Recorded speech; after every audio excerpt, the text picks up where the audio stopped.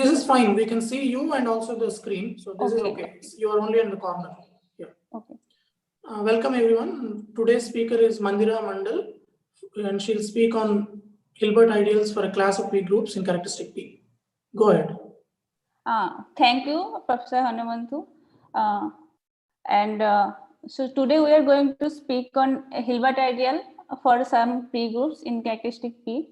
And this will be based on joint work with Professor Kumini. And so let's start.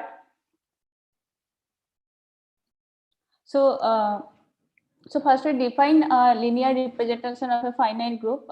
So let K be any field and V is a finite dimensional vector space over K. And G is a group that is acting on V. G is a finite group which is acting on V by linear automorphisms. And so the action of G on V induces the action on V dual. Namely, you can define the action on any linear functional by setting f G dot f of V as f of G inverse V. And this will also extend to the action on the symmetric algebra of V dual, and those will be, and for each G that will be a graded K algebra automorphism, and we denote this symmetric algebra by S. And the ring of invariants for this action will be, of course, all polynomials which are fixed by all G's or all elements of the group. So this is the invariant subring of S, and the Hilbert ideal is the ideal of S which is generated by positive degree invariance. So some important questions in invariant theories are like what is the structure of the invariant ring, and the structure. So like the simplest structure will be when the invariant ring is a polynomial ring, and so precisely that is so aim is to characterize all representations for which the invariant ring is a polynomial ring. And a related question will be, is it possible to give an upper bound for the largest degree of a minimal generating set? And we can take the generating set to be homogeneous. And also whether we can consider the same question for the Hilbert ideal. So now not for the ring SG, but for the ideal which is generated by the positive degree invariance in S. And these questions are also related in some sense. So this was a theorem of Hilbert which says that if the invariant ring is a direct summand of S as a SG module, and the Hilbert ideal is a complete intersection ideal, then SG is a polynomial ring.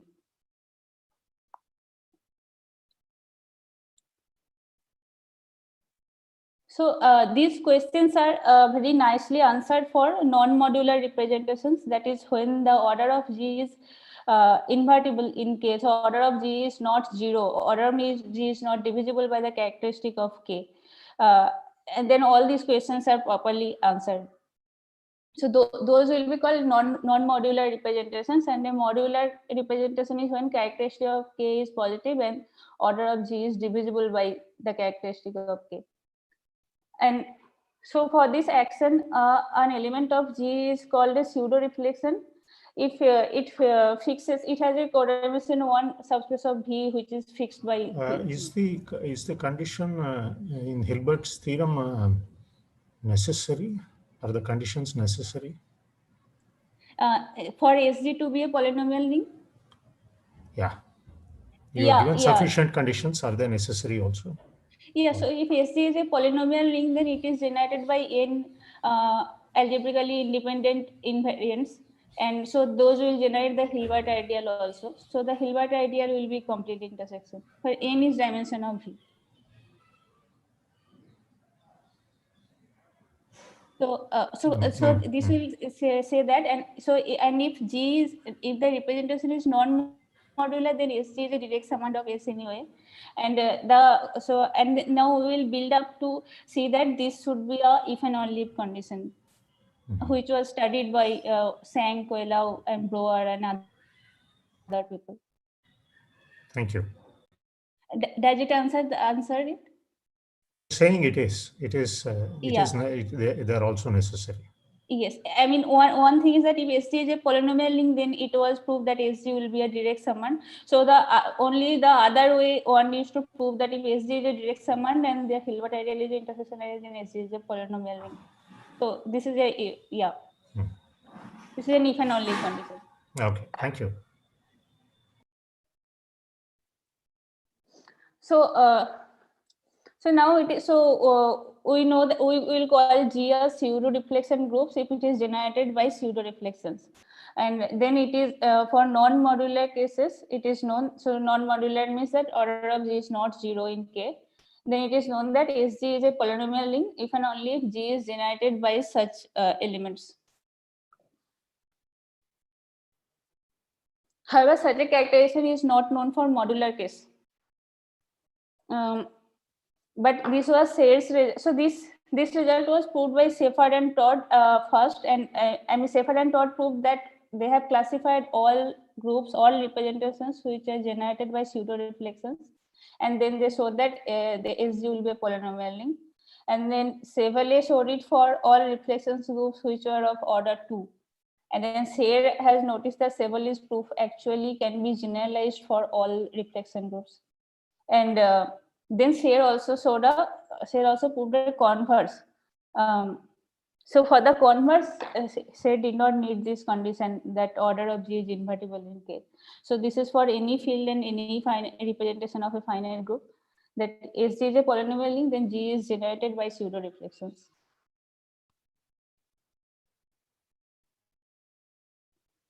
So now here is the example in the modular case where G is generated by pseudo reflections, but SG is still not a polynomial ring. So K is this finite field of order Q, where Q is a power of P is a prime number, and V is a FQ vector space, and V is a 4-dimensional FQ vector space. And we can look at this group.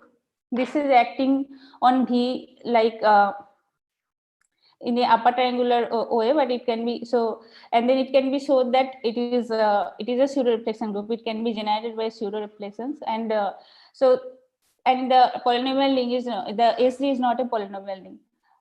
So this was first this example was considered by Nakajima, and he had proved it for over prime field. And this example is taken from Dixon and Kemper. They have showed it for over any finite field. This group will not have a polynomial invariant ring. And Nakajima has some other examples where G is a reflection group, but the SG is not a polynomial ring. So this is that we need more conditions on G on the representation to have SG as a polynomial ring. So this is this homomorphism appears everywhere in invariant theory. So this is the transfer homomorphism, which takes F's to the sum of all actions of G on F. And this is a map of SG modules. And if order of G is invertible, then we have this Reynolds operator, which will give a projection of S onto SG. And so SG is so in the non-modular case, SG is always a direct summand of S. And such is not true for modular case. So this was So this was a theorem by Sank and Noelov, where they have shown that in the modular case, the image of this transfer map is a non-zero ideal, and also non-zero proper ideal, and it is also properly contained in the homogeneous maximal ideal of SG. And then they prove some more properties of this image of this trace map, and then they conjecture that for a P group and characteristic K is positive P, then SG is a polynomial ring if and only if this image is a principal ideal. So in this work, we will answer this conjecture in affirmative for a class of P groups. But for that we need some reformulation of this conjecture. No, there is some hypothesis missing in that. So if I take the trivial action, then why is that non-zero proper ideal? You just get F summed up as many times as G, and that is 0, right? Oh, I see. I see.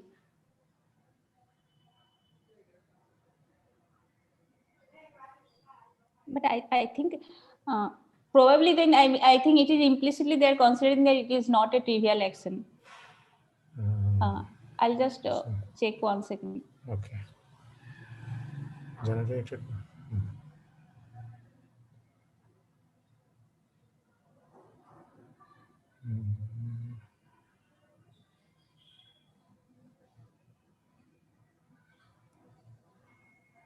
Okay, thank you.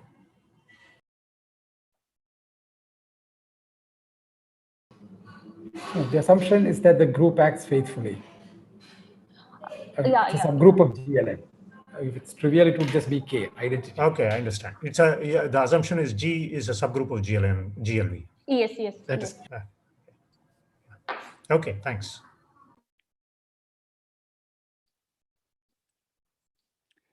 Yeah. So could now, you just go back? Yeah, thanks. Okay. Just stay on this slide. I missed reading the last part for sure. Just a couple of minutes, just 30 seconds. Yeah, sure.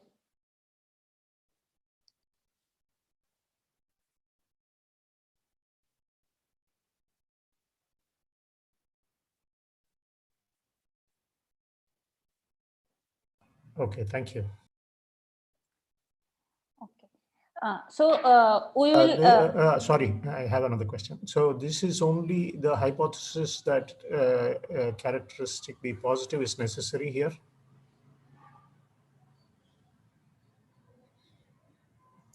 I mean, if the characteristic is not okay, so I do not know whether people have considered. Oh, G is okay. Is a P group. Okay. Yeah, I missed the hypothesis. Sorry. Thank you. So otherwise it will be in the non-modular situation, and there. No, I missed the fact that G was a P group. Okay, thank you. Okay. Yeah. So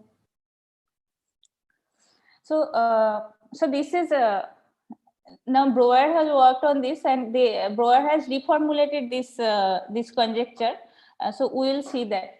So for that, he has taken first integral extension. So S is integral over R, and both are integral elements. K is the fraction field of L is the fraction field of S, and so these are part of the hypothesis that L is finite separable extension of K, and multiplication by any element of L, we call it trace. We denote it by this function. And then Brouwer has shown that R is a direct summand of S if and only if a non-zero principal ideal of S gets mapped by this trace of L over K to the non-zero principal ideal of R. And then later he adds more condition to his Noetherian and UFDs, and then finally Brouwer comes to this conclusion that when characteristic, so now we can apply this theorem to with R equals to SG, and then there this trace map will be the transfer homomorphism because G acts because G is inside GLV. So then Brouwer has shown that if characteristic K is P and G is a P group, then SG is a direct summand of S if and only if the image of the transfer homomorphism is a principal ideal of SG. And in that case, G is also generated by pseudo reflections. So sorry, one more question here. Are you assuming K is algebraically closed? No. So that separability, how is that taken care of? Because because the orbit product of, so if you take this polynomial product of T minus G of X, that will be over SG. And you can take it from the orbit, not all of it. Okay, thanks. So Brouwer has seen this. So that will mean that because Saint-Quelaw has conjectured that if the transfer homomorphism, the image is principal, then if and only if SG is polynomial ring. So this is now can be restated like this: that characteristic K is P and G is a P group, and so SG is a direct summand of S if and only if SG is a polynomial ring. So this is analogous to the non-modular situation, because we know that that if S is a polynomial ring, it will be generated by reflections, pseudo reflections, and but also from these results of Brouwer that when SG is a direct summand, then G is generated by pseudo reflections. So it is a kind of similar situation to the non-modular case with a weaker condition, because in non-modular case we always have this SG is a direct summand. So here we are assuming that. And this is a theorem that SG is if SG is a polynomial ring, then SG is a direct summand of S. I am not sure who to attribute to this theorem. I think this was proved by Smith, and also it appears in Benson's book, and he attributes this to Smith and Bourbaki. So anyway, this is true. So we need to prove that if SG is a direct summand of S, then SG is a polynomial ring, because the other way we know. But this is also same as going back to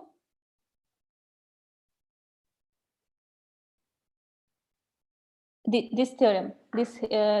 So here, along with this theorem, this will say that if we can prove the Hilbert ideal is a complete intersection, so that will be enough.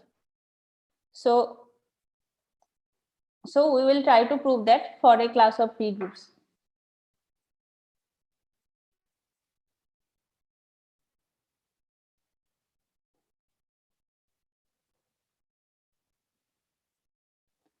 So this is what we say, that the Saint-Quelaw conjecture will hold if the Hilbert ideal is a complete intersection ideal.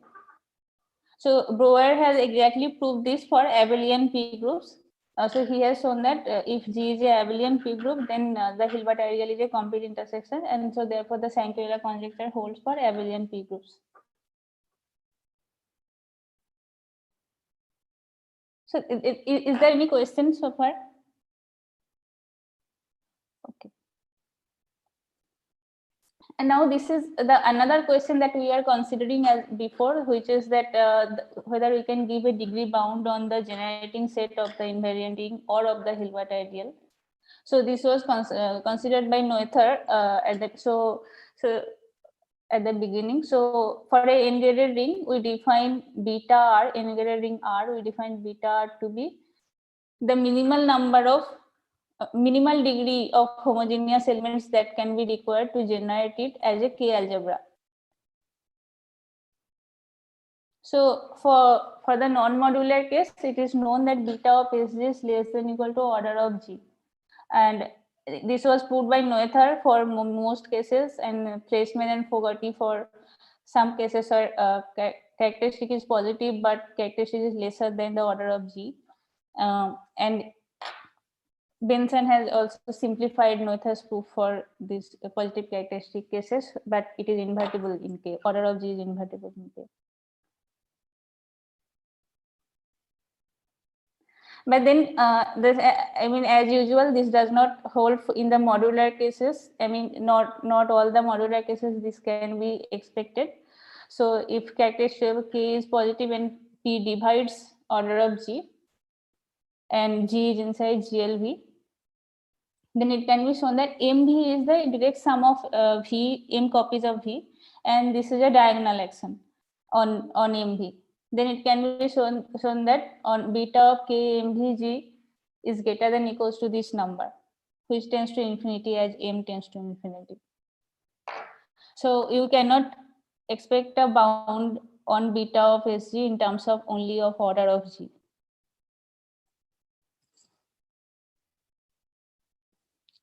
So this is a theorem by Brouwer, where he says that when in this situation, in this modular situation, if SG is Cohen-Macaulay ring, then beta of SG is less than equals to he gives a nice bound.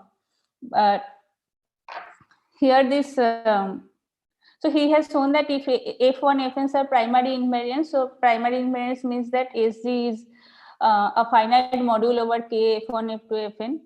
And then he says that there are secondary invariants of degrees at most sum of degrees of Fi is minus n.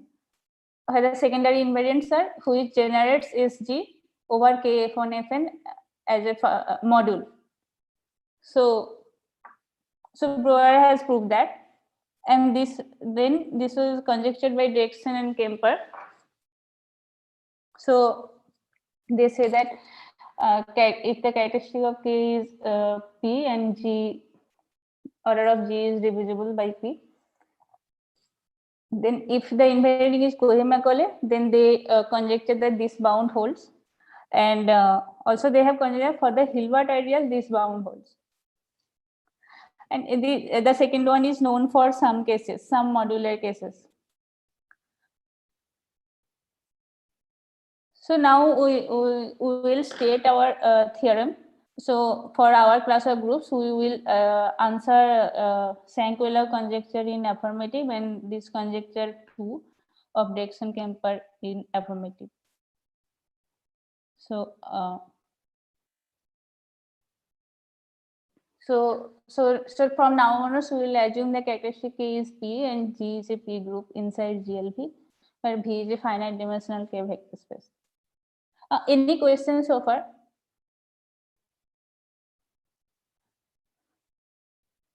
Okay. So we were assuming that then it is possible to find the basis of V such that with respect to this basis, G will act in a lower triangular way. Why it is possible? Because for a P group, we can always find a fixed point, non-zero fixed vector. And because we can find a non-zero fixed vector, suppose that is Vn, then we can go modulo Vn and G will still act on V mod Vn. And we can again find a non-zero fixed vector and we can continue to get basis like this. And therefore, on the dual basis, so which will call by B, the G will act in a upper triangular way. So we will use this property of a P group, which is very necessary for our proof. So we are just fixing these notations now, that this from now onwards we will be in this setup. And once we are in this setup, so B is the dual basis of B star. Then we say that beta G is the maximum of J such that Xj appears in Gxi minus Xi. I will explain this definition. And we said Wj is this K vector space n minus J dimensional. And Sj is the symmetric algebra of Wj perp. So this will be this polynomial.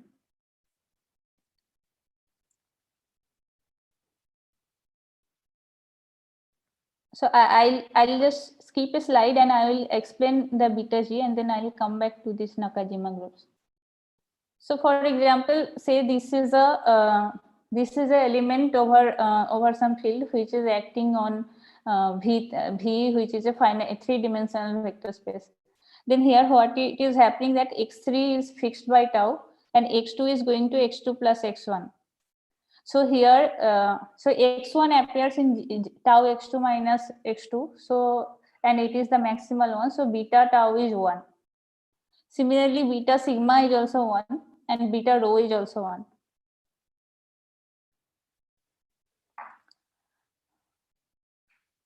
Okay, so so now we define this Nakajima groups. So Nakajima has shown that, so this question when SG is a polynomial ring, Nakajima has answered this question fully when K is a prime field.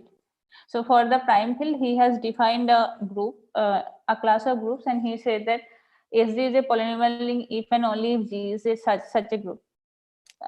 So first, so G is first he takes a G is a Nakajima group if we have a basis which is like that, which is which is upper triangular on the V dual, and G is generated by G is Pn times Pn minus 1 times P1, where each Pi are all elements of generated by all elements of G which only moves xi, which only moves xi and fixes all other xj. So such a group they call so such a group is called Nakajima group, and this basis B is called a Nakajima basis. And Nakajima has shown that over a prime field, the invariant ring is a polynomial ring if and only if G is a Nakajima group.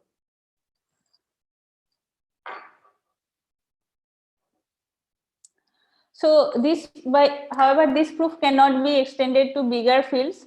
So this example, this was Robert Strong's example. So where he has shown that if K is Fe3 with this basis 1 omega and nu, and we can have G generated by these three elements. So where tau is taking x2 to x2 plus x1 and fixing others. Sigma is taking x3 to x3 plus x1 and fixing others, and rho is taking x2 to x2 plus omega x1 and x3 to x3 plus nu x1. So then it can be shown that this is not a Nakajima group because this is actually moving both of them at the same time, unlike sigma and tau, and it can be shown that it is not a Nakajima group. However, SG is a polynomial ring. So some questions. You mean K is the field of P cubed elements? That's what you mean, right? Yeah. Okay. And so Nakajima's theorem says that those conjectures are not true in general because you need a Nakajima group. Have I understood it correctly? Maybe I'm not understanding. Nakajima said that this is for over the prime field. Yeah. So since they didn't specify the field, right, in those conjectures. Yeah, so they did, but over the prime fields, I think for the Nakajima groups, these G's are generated by reflections. So, and I guess that this will also be the SG will be a direct summand of S. No, if you go back to, can we just look at those conjectures once again? Yeah.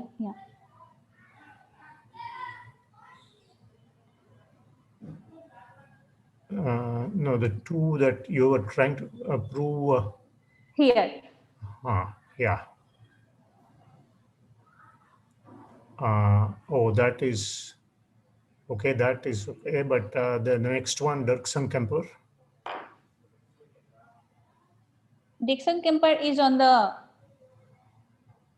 Hilbert ideal, and also it is polynomial. So it is the second one is also, but this will be okay. Okay. Yeah. Thanks. Yeah. So Nakajima's proof does not hold for bigger other fields other than prime fields. It may not hold, and I mean there is some kind of converse that if SG is a polynomial ring where equals to K F1 up to Fn, where each Fi is the product of G orbit of Xi modulo the stabilizer, then it is a Nakajima group. But SG can be a polynomial ring without Fi being so. So one needs to consider more conditions.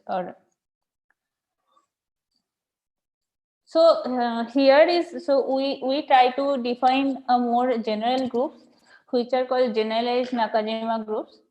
This will Nakajima groups will be generalized Nakajima groups, and for these groups we try to answer those conjecture.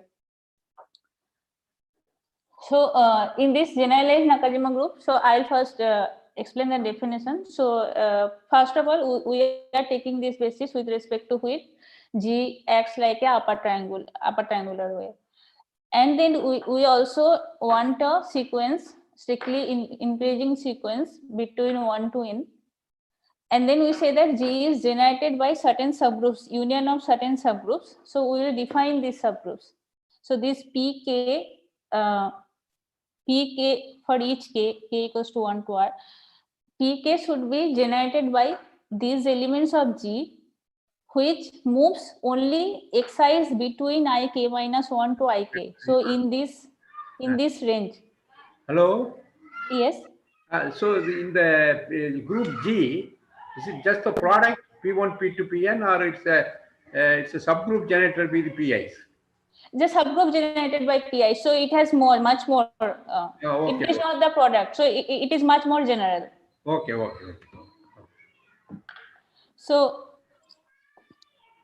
we are demanding that in PK, it can move. It should be generated by only elements which moves xi between this range, and also beta G is less than this number. So if it is moving in a stack from ik minus 1 plus 1 to ik, then xj should appear, whatever xj is appearing in the tail, gxi minus xi, that should be less than equals to ik minus 1. So I hope the definition is clear. So and then we call this Nakajima basis, generalized Nakajima basis, and this sequence is generalized Nakajima sequence. So the Nakajima groups are generalized Nakajima groups because we can take this sequence. Because Nakajima, I mean, whatever these PIs, they are only moving xi, and so therefore beta G will be less than I. But but I minus 1 also appears in that sequence. So beta G will be less than equal to I minus 1. So here the Nakajima groups are generalized Nakajima groups. And then another example that we were seeing, this example was strong. So we say that this is also a generalized Nakajima group, because we can take I0 to be 1 and I1 to be 3.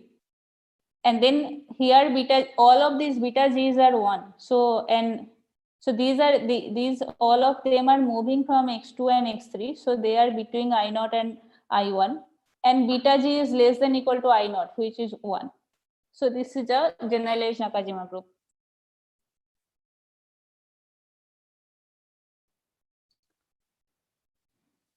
Now, this is an example which was considered by Sank and Wheeler. So here K is F2 and V is a 4-dimensional vector space. And sigma takes x2 to x2 plus x1 and tau takes x4 to x4 plus x3. So this is a Nakajima group, and SD is a polynomial ring. Now we take this H, which is generated by sigma tau. So sigma tau will do this x2, it will take x2 to x2 plus x1, but also will take x4 to x4 plus x3. Then it can be computed that AC is not a polynomial ring, and but the Hilbert ideal is a complete intersection, and H will be a generalized Nakajima group.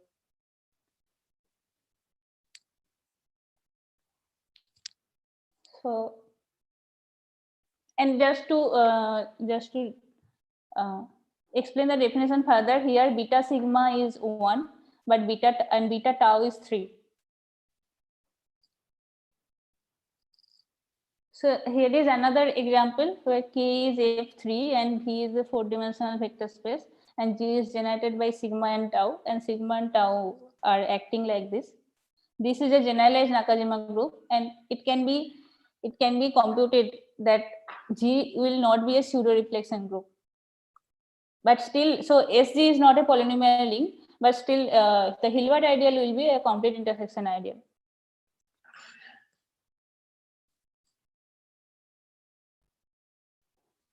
So this is the theorem that is the main theorem. So let G be a generalized Nakajima group and B is a generalized Nakajima basis. Then the Hilbert ideal is a complete intersection ideal, and also the Hilbert ideal can be generated by a nice. So we are giving a description of a generating set, so that each Fi can be taken from this smaller polynomial ring, and xj power degree of Fi, xj power degree of Fj will be a term of Fj, and degree of Fj will be bounded by order of G. So this also proves the Direction-Kemper conjecture for these groups. Any question so far?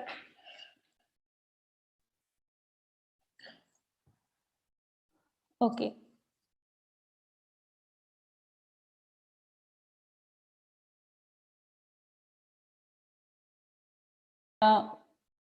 So for that, we look at a relative Hilbert ideal.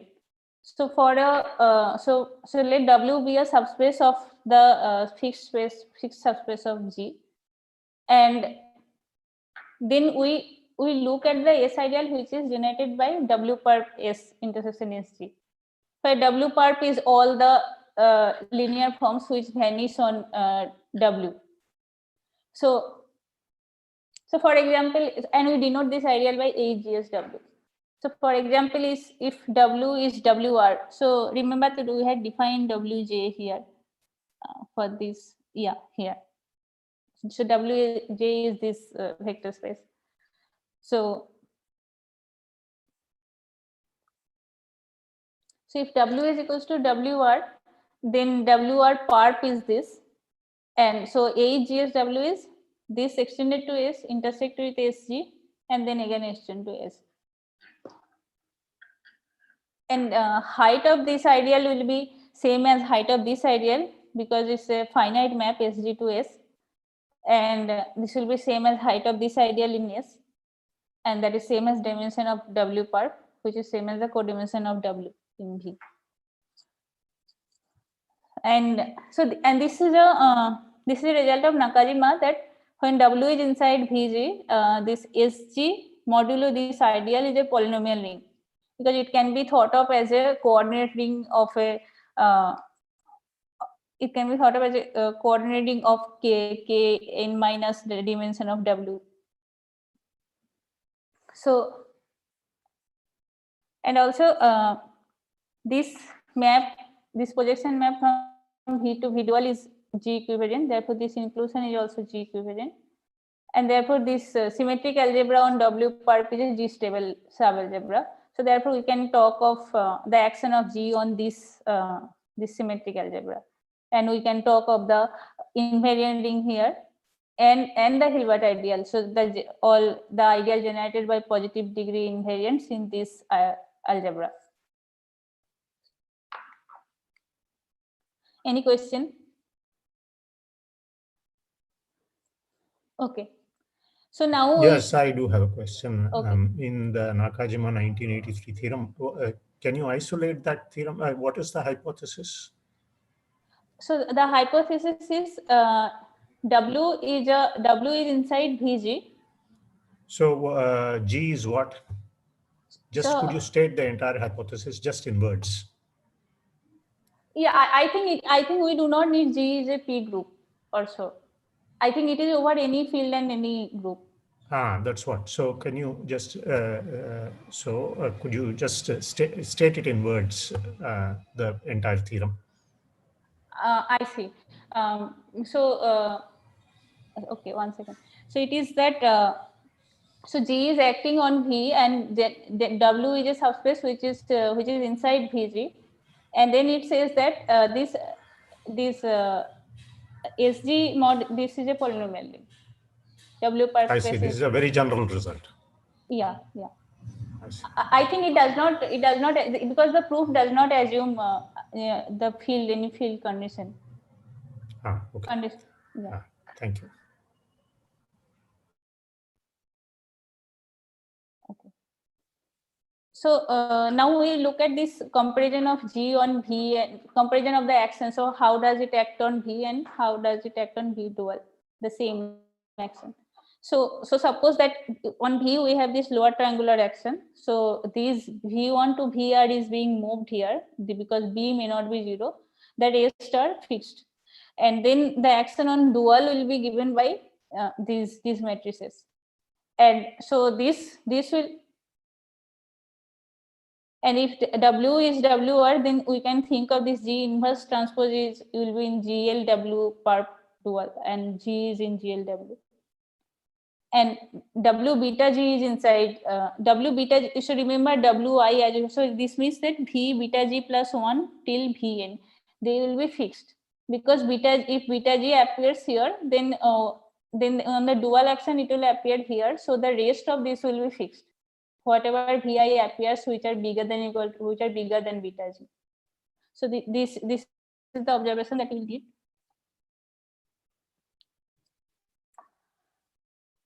So this is a lemma where we are looking at this relative Hilbert ideal, and we say that they have correct height. They are generated by correct number of elements. So if G prime is a subgroup of G and Wj naught is inside Vg prime, then we are saying that this ideal can be generated by J minus J naught many elements over this ideal.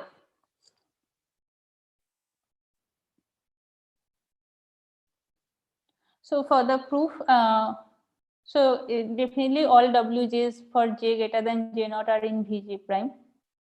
And now this ideal, this will have height 1 in this polynomial ring, and therefore we will have this this ideal will be generated by one element over this ideal, and then we can continue to do this. So this will give the proof of the lemma.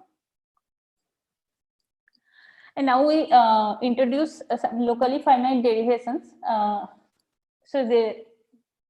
So suppose the G prime is a subgroup which is generated by elements such that beta G is less than equal to beta for some fixed beta. And so then we will define this locally finite derivations for all J which are bigger than beta. For this, we define a variable T, and we extend the action of G prime on this polynomial ring over S. And then we let G prime act trivially on T. And then we define phi J like this. Only we move xj to xj plus T and fix everything else. And then because xj does not appear in the tail, because of this condition, xj does not appear in the tail for any of gxi minus xi. So we will have that phi j is a G prime equivariant map for each j. And now we can define these derivations by setting that phi j of f is sum of this is the coefficient of LF coefficient of phi j f. T power LF coefficient of phi j f is the delta JL, the LF ordered derivative of with respect to xj.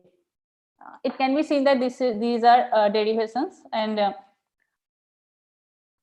so for G in G prime we see that this is phi G of phi JF, and because phi J is G prime invariant, this can go inside and we get such a thing. And if so therefore if f is G prime invariant, then all these derivations are also G prime invariant. So we will use this fact. Any question? Okay. So that now we so earlier we had proved that this will a G prime as Wj can be generated by one element over a G prime as Wj minus 1. Now we want to give some more conditions on this. So these conditions are that Fj is in the K this polynomial ring, and degree of Fj is bounded by G order of G prime, and this term appears in Fj. So for the proof, we already have this from from the previous lemma, and also we can assume this Fj is homogeneous because each G in G act as a K graded automorphism, is a graded automorphism over K. And also because Fj generate this is the generating this ideal, so it has to be the least degree among all homogeneous elements. Now we can choose a n minus j many a tuple alpha, and we can write Fj like this, where j alpha is this monomial, and these are in Sj, this polynomial ring.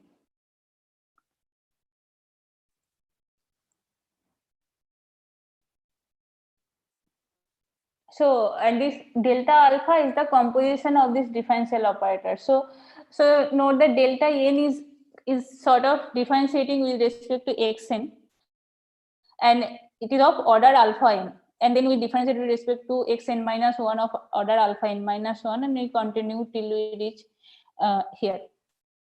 So now we collect all these alphas such that fj alphas are not 0. So basically we collect all these alphas such that these monomial appears in fj, and we want to delete them. We do not want those because we want fj to be in sj.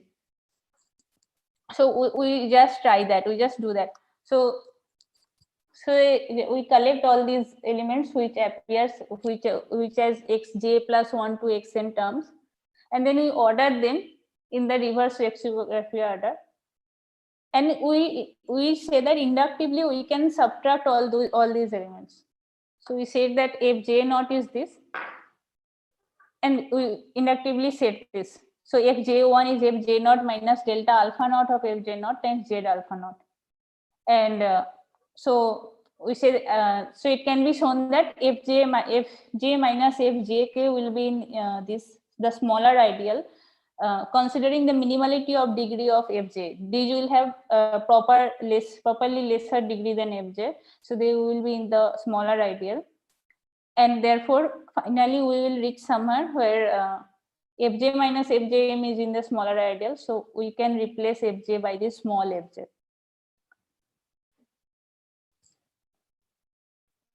And because the G prime orbit product appears in this ideal, so fj must have this term. And also because the G prime orbit product appears in this ideal, by minimality of degree of fj has to be less than order of G prime, less than equal to order of G prime.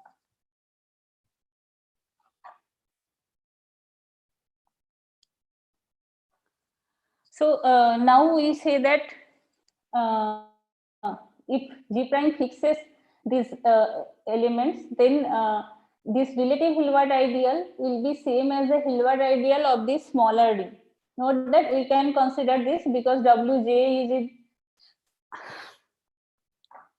is inside this. So Wj is inside Vg prime. So for that, first we have this inclusion, so we need to prove the other inclusion. So for that, again we take a generating set Fi's for this relative Hilbert ideal, and we write it like before as Fi alpha times Z alpha, where Z alpha is the monomial like this, and Fi alpha is in the smaller ring. And because G fixes all these elements, G Z alpha equals to Z alpha, and therefore these elements will also be fixed because Fi's are in Sg prime, and they will be of positive degree because Fi's are in Wj per pace. Here there should be a S here. So G prime is Wj can be generated by these elements, and therefore but these elements are in the Hilbert ideal of this. So therefore this lemma is proved. And now we define a property for a subgroup and a subspace which is inside the fixed space of the subgroup. So G prime is a subgroup and W is inside Vg prime. And we say that this property Pg prime W holds if this relative Hilbert ideal is a complete intersection ideal and it is equals to this smaller ideal. So for that, and now we will say that for generalized Nakajima group, we will find a series of increasing groups for which this will happen, and for which will help us to prove that the Hilbert ideal is a complete intersection ideal. So let us take G is a generalized Nakajima group and beta is a generalized Nakajima basis, and this is a generalized Nakajima sequence. And remember that we had defined these PIs and G was generated by union of PIs. And now consider these smaller groups, which are GK is generated by P1 union of PK. Now consider these groups. And then we say that PGK WJ holds for all J greater than or equal to IK. IK is the K plus 1th entry here. Any questions so far?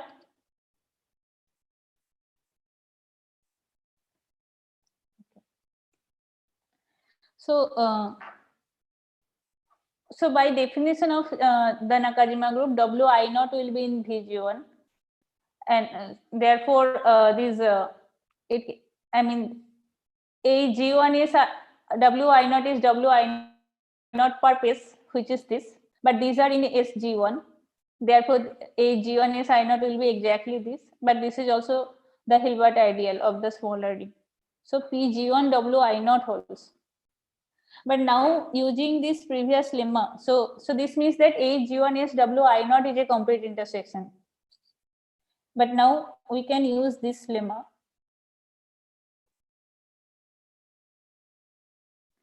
to say that all a G1 is Wi is a complete intersection for all I greater than I naught. So we can have that. And then we can use this lemma, because from I1, if j equals to I1, x I1 plus 1 to xn is fixed by G1. So from I1 onwards, we can say that a G1 is I1 will be same as a G1 is I1, and that will be a complete intersection by the lemma before previous one, the first one.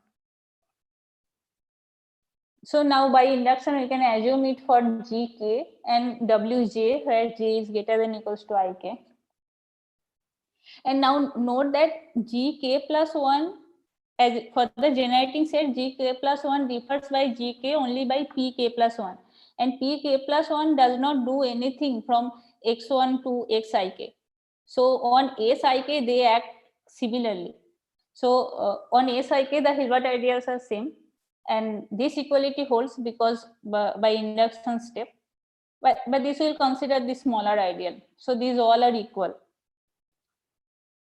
And so then again we can use these two lemma. So because we get this, that if Gk plus 1 is Wik is a complete intersection, we can again use this previous two lemma to get the induction step.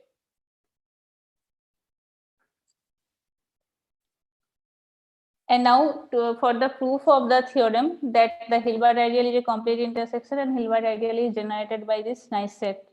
So now that G will be GR and PGWJ holds for all J from IR to N. Therefore, a GS will be a complete intersection ideal. And as we had noticed in the proof of this previous one, that this. So we have this a G1 is Wi naught is equals to this. So and then we can proceed to a G1 is I1 by the lemmas that we were using repeatedly. So and therefore we will get that a G1 is I1 is a complete intersection and it is generated by these elements which will have degree less than order of G1, and these will be a term of these Fi's. Xi power degree Fi's will be a term of these Fi's. And again, we can now use induction. We have this equation, we have this equality. We can use this equality for generalized Nakajima groups, and we can use induction. So now we have this. This is generated by a homogeneous generator, with these nice properties where degrees of Fi are less than Jk. But then now we can proceed to Ik plus 1. A Gk plus 1 is Wik plus 1 will be a complete intersection. And that will be equals to that the Hilbert ideal of a Gk plus 1 on Sik plus 1. And therefore the induction step will follow. So this gives us the proof.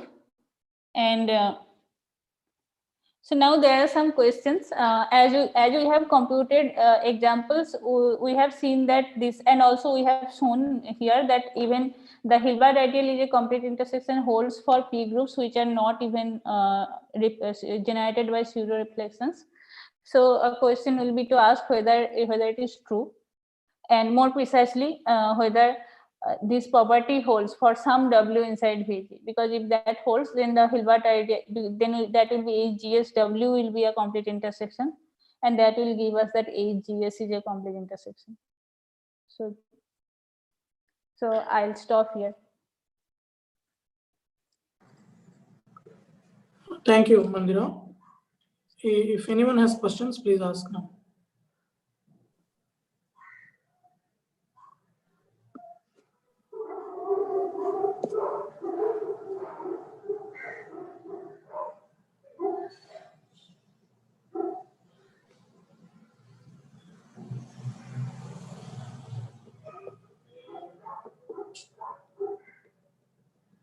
Okay, so if there are no questions, let's thank Mandira for a very nice talk.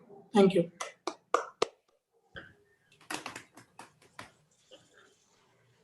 Okay, Okay. bye. Okay, bye.